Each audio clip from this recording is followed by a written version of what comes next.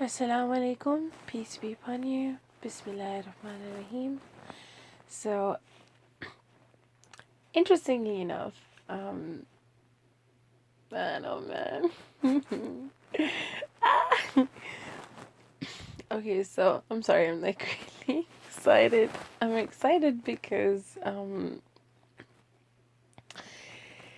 uh, okay, never mind. But what I will tell you is that, I had someone very interestingly tell me something regarding the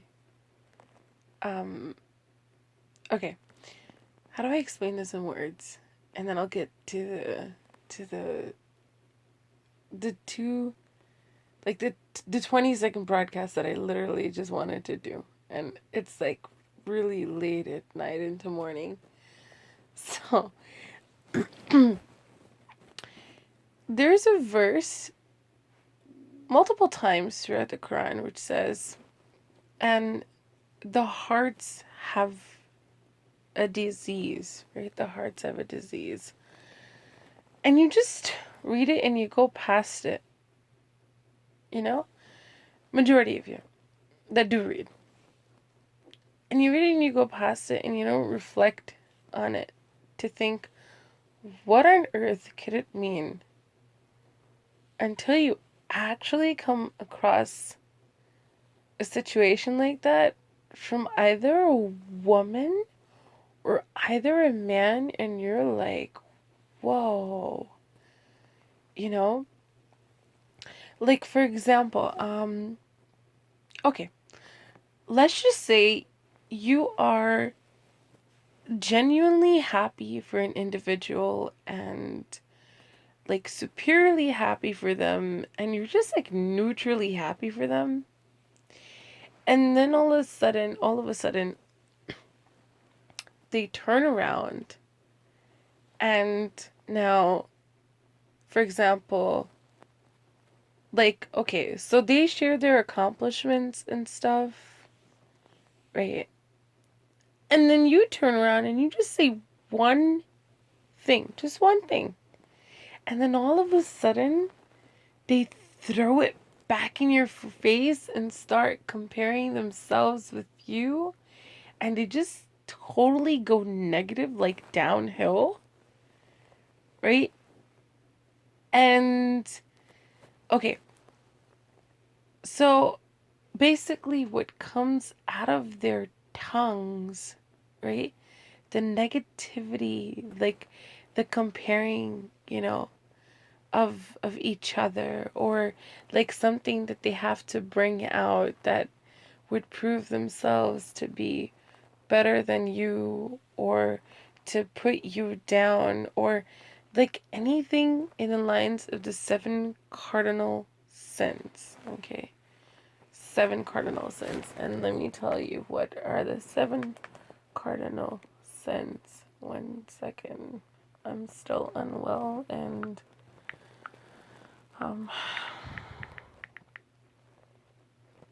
okay, so several cardinal sins are pride, envy, wrath, sloth, greed, gluttony, lust. Okay. Now to go ahead and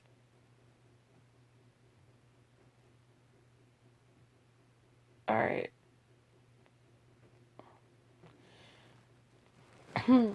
So in this situation, something that you would come across is basically pride. Majority of times you will come across people talking about themselves, but not like in a good way, like to share something, but to share something as if it has some sort of significance beyond just simply sharing something. Or then the, majority of times you'll also come across like envy, thus having to counter react with some sort of pride. Like if you share something out of simplicity, but then they'll go back, they'll retaliate, and then they'll want to share something which will, be above what you just shared, just based on the fact that, they have envy, like jealousy within their hearts to want to prove themselves as something better. Again, like I said, envy and like pride really kind of, fall into the similar categories. Like they connect with each other. Like if you have pride, more or less you'll have envy, and if you have envy, more or less you'll have pride. So, how does this connect to the heart having a disease? Well, when someone's heart is pure, okay, anything that they tell you out of their mouth will only sound positive, good, like truth, inclining towards, bettering yourself with the ayahs of Allah, or inclining towards, betterment, overall. Whether you understand that or not, it's just, seeking something, like not that you can guide them, not that you can tell them what's truly right. The only thing you can do is really just kind of recommend them the system or remind them about the system. What is the system?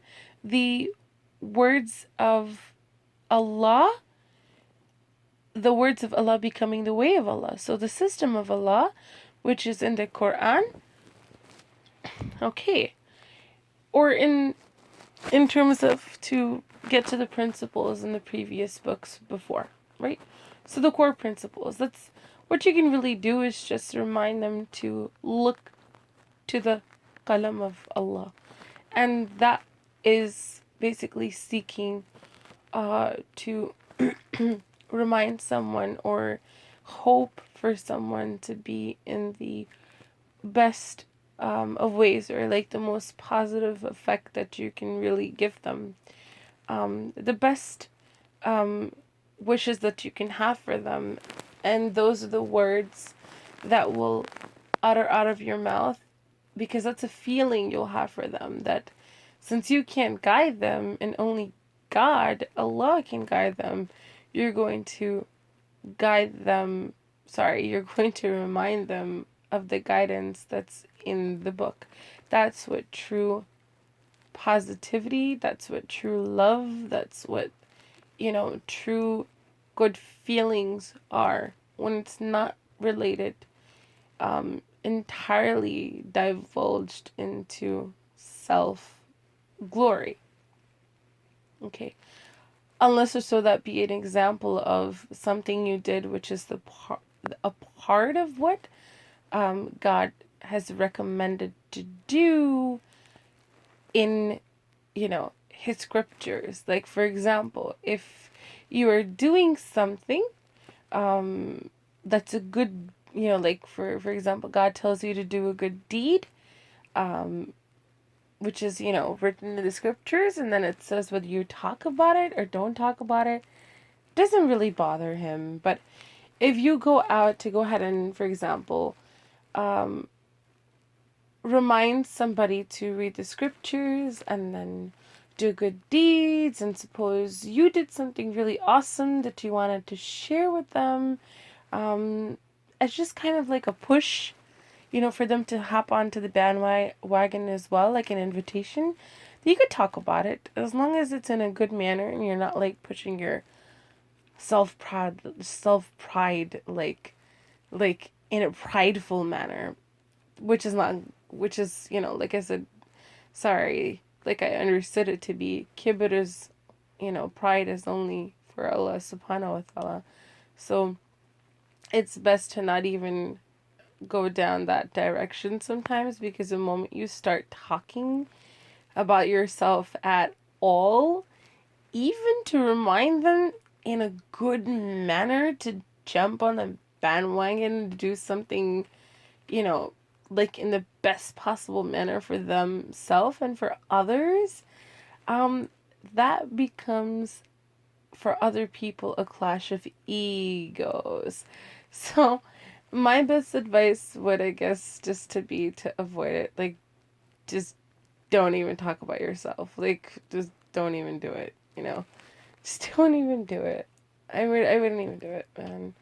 And um, the moment you, like, you will automatically know somebody's personality, like, by the manner that they talk in. So immediately someone whom is divulged in the seven cardinal sins, and like I said, if there's pride, there's lust, there's like immediate pride, immediate lust, immediate um envy in them, or like any of those seven cardinal sins, run. Run, because that's you know that's the disease of the heart. That's the disease of the heart that's going to show on their tongues. Okay, they're immediately going to talk about some sort of, like envious, you know, commentary, or they're going to talk about some sort of, prideful commentary, or they're going to talk about some lustful commentary. Like, immediately, like your first impression basically is your last impression and a story. Unless that impression could be clarified by misunderstanding, that's basically what it is. So if you're caught with any of these, even in the first impression or the impressions to come, that's just, what your heart is like, and it's reflecting on your tongue. It's reflecting on your speech.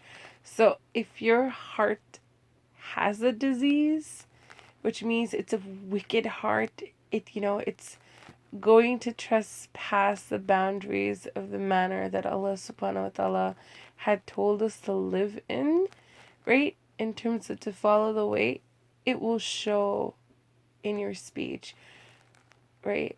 So if there is like lust, concealed within your heart, or if there's pride, or if there's like jealousy, immediately you will start to see those type of words on or in your mannerism of speech. Okay. And in return, if somebody, like, if you don't have a disease in your heart, and if you have goodness in your heart, someone will turn around and they will tell you they feel comforted by your speech. They feel drawn toward your speech. They feel good about your speech. Like, when you talk, like, it's just because that's, the goodness that you have in your heart. And there can only really be one goodness, and that's the goodness from Allah subhanahu wa ta'ala. That's how He taught you to be. To avoid all of these, to avoid the kibr, the jealousy, the lustfulness. Like He told you to, be piously intended, to be, like humble and in humility, and to be generous, and to be kind. So all of those qualities of a good heart will reflect upon, your actions. They'll reflect upon your speech. They'll of like they will be shown in your demeanor, your mannerisms. But remember, this mannerism is only to be utilized from one movement to another movement.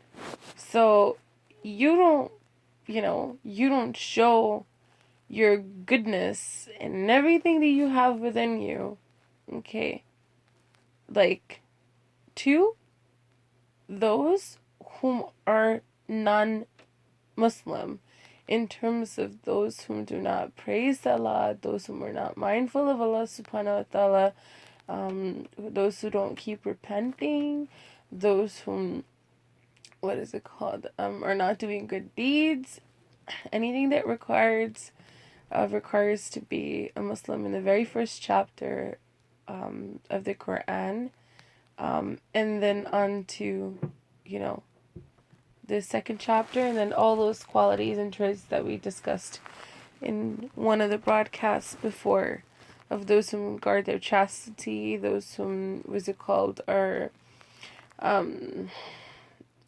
truthful women, truthful men, things of that sort. So,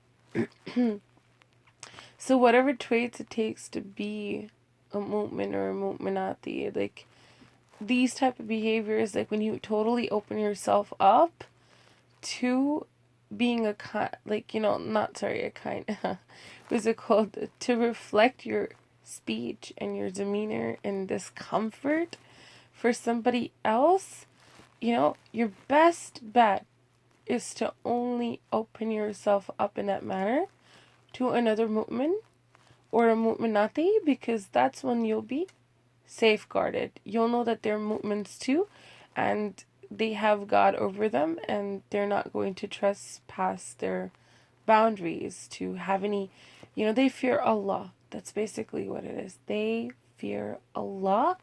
And even if they make a mistake at some point, they always come back to Allah subhanahu wa ta'ala, and they always, you know, repent. They don't make repetitive mistakes.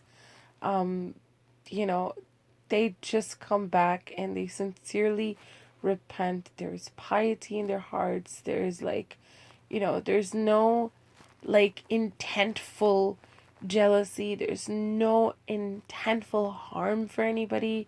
There's no like intentful lust, or there's no intentful like pride. You understand? There's no like severe, you know, like top of the line, you know, types of like these type of sins within them. You understand?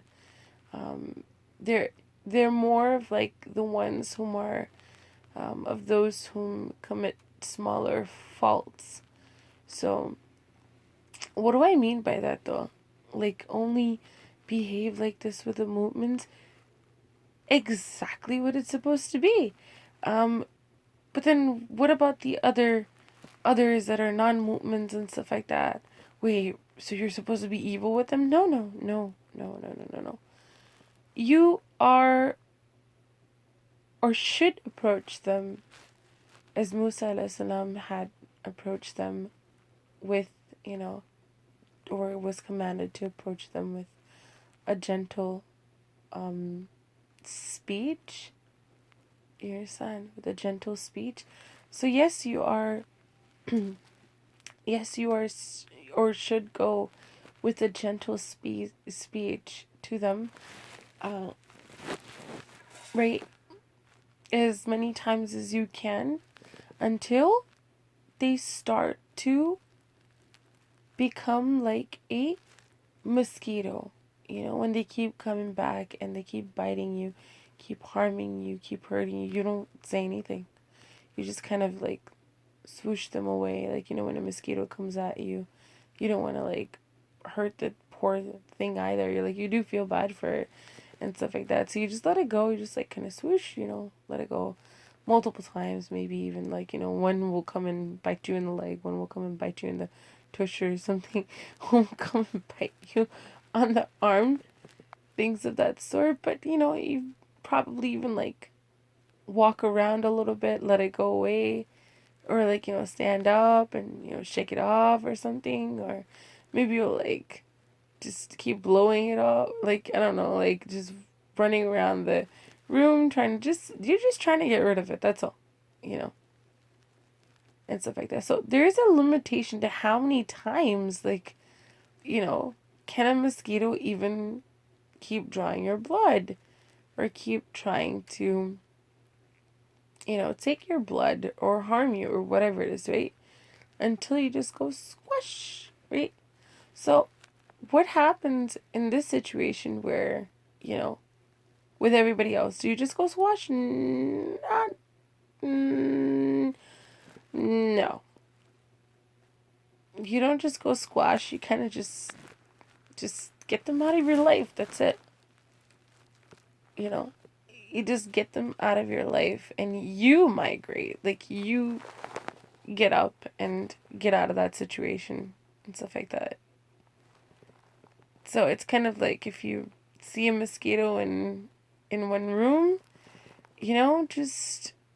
just walk away to another room.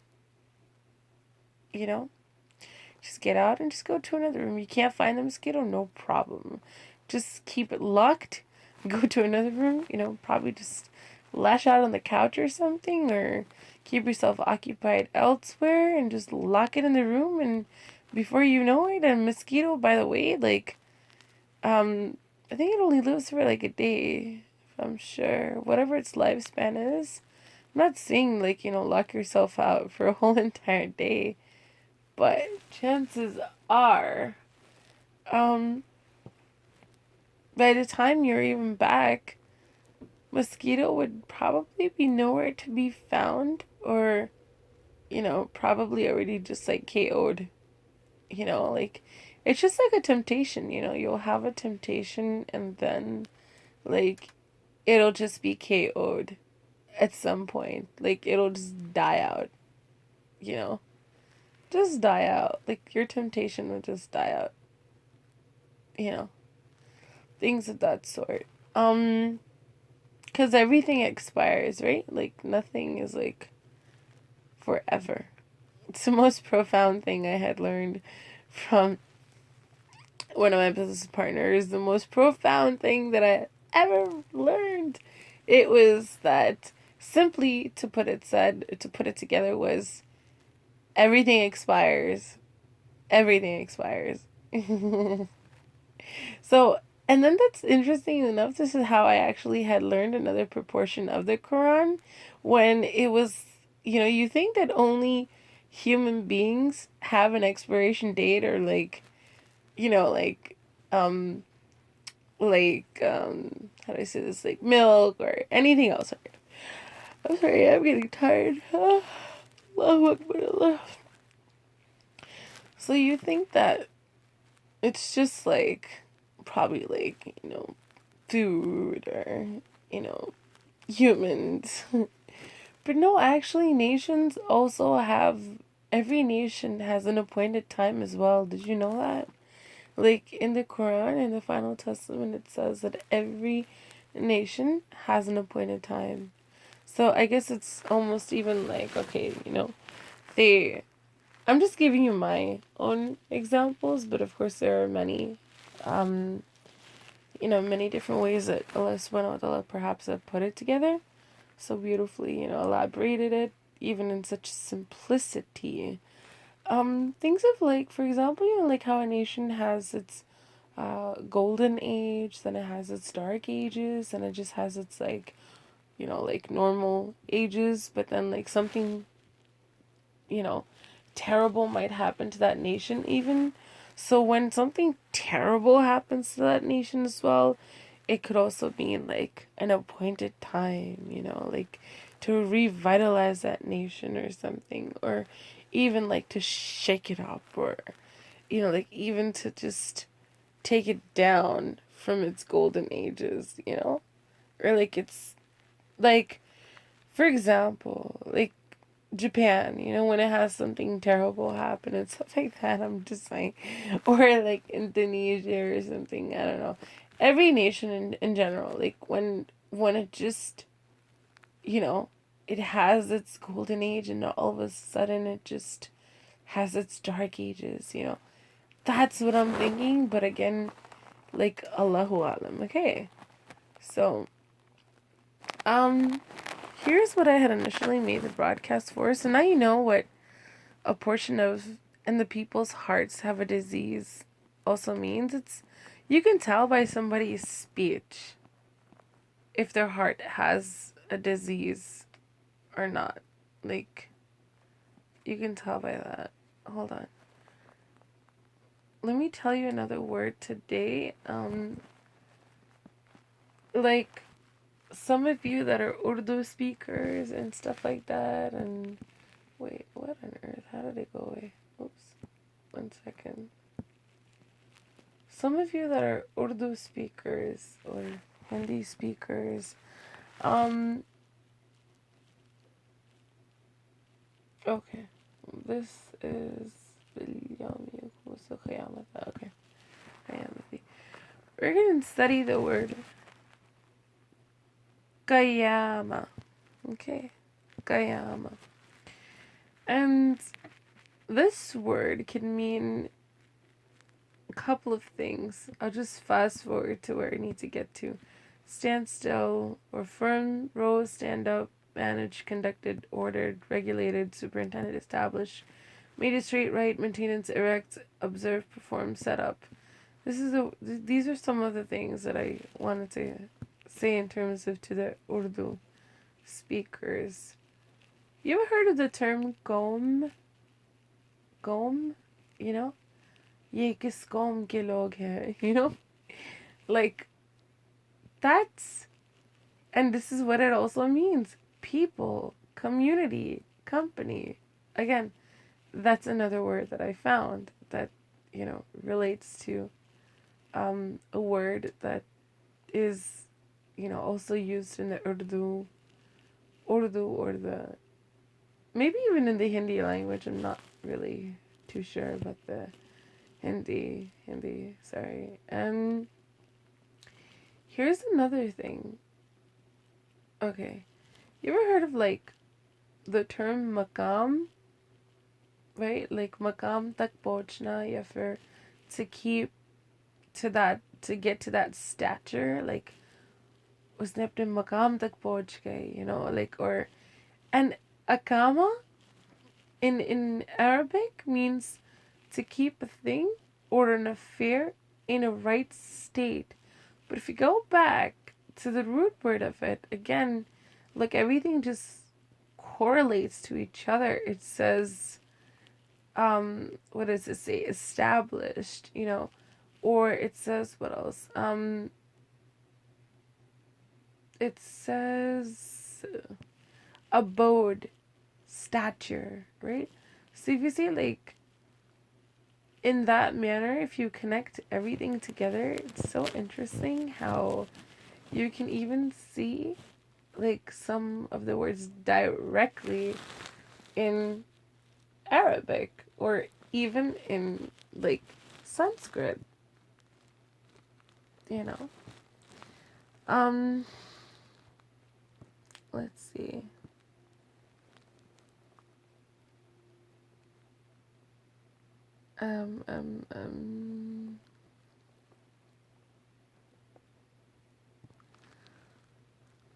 I guess that's it. I mean, I don't know. I just wanted to touch base with recording this, like, documenting this. That's all I keep saying. I'm gonna document this. Anyhow, Arabic is a very beautiful language. I'm sorry, it's so beautiful. It's so. It's like I'm learning it, and it's like I'm saying Anna, like Anna, Emmy. And one more thing. So what I really wanted to come across was something very interesting. But I don't want to confuse it too. And I still have one thing only missing from all of the broadcasts. I think majority of all of the broadcasts that I think I've already, like, when I see something and I say that I'll come back to the next broadcast or whenever, and I'll, when I find it, I'll come back and I'll let you know. I think the only thing that I was really missing was to find out where I had seen the word hawa, and the word where you could see that it means desires, and and then I was saying that how, like, Adam al-Islam's wife, like, they say astaghfirullah, what is it called, some of the people, with or without knowledge, whether this is correct or incorrect, because in the Quran it's not mentioned as the name of his wife, right? But for the people who would say it in terms of an event or a speech from wherever it is that they're finding the source from, they go ahead and say that her name was Hawa. Again, the term Hawa means, desire, and, like, it's not a very good word if you look at the meaning of it and stuff. I think it was in chapter 2, but of the Quran, but I just want to make sure again if I have to correct myself on whether it was in chapter 2 or elsewhere where I had seen this term. I'll come back and I'll correct myself and I'll add on to it. Anyhow, I guess that's about it. I mean, I got to be one of the strongest people on the freaking planet while I'm like falling asleep and telling you this. It has been a mission. It has been a mission. My blood pressure is high.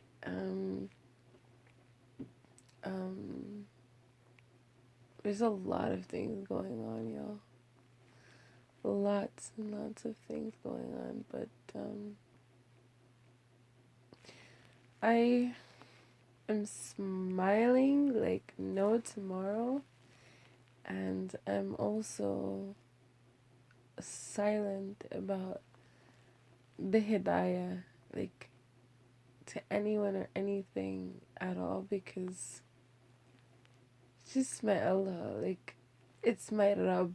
My Rabb can do whatever he wants to do, and I just gotta back off. That's all. I just gotta back off.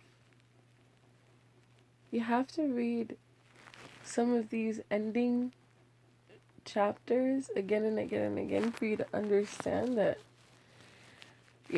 God does what he wills. And he can do it. And he can do whatever he wills. And whatever it is that he wills, you just gotta stand by it.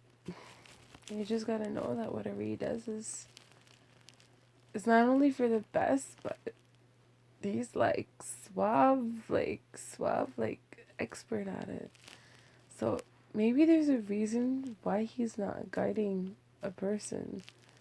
Maybe there isn't even a reason, but I don't think God really does anything without like proper purpose, Even though he can do whatever, I think there's always like a proper purpose behind it. Like he knows both sides of the story, and he just chooses to do what he wills because he's the giver of all. That's one of his names, by the way. One of his names is Al-Wahhab, and it means that he's a giver of all. Like, it's so incredible. It's so incredible. It's so incredible. I almost instantly think about that, and I think Allah subhanahu wa ta'ala even gave respite to Iblis. Incredibly enough, he even gives respite to those whom challenge, the humanity or the creations of what he created. And he even gives respite to, or he has even given respite to him. Like, can you just imagine the one, entity that is going to influence majority of humanity to go to Jahannam?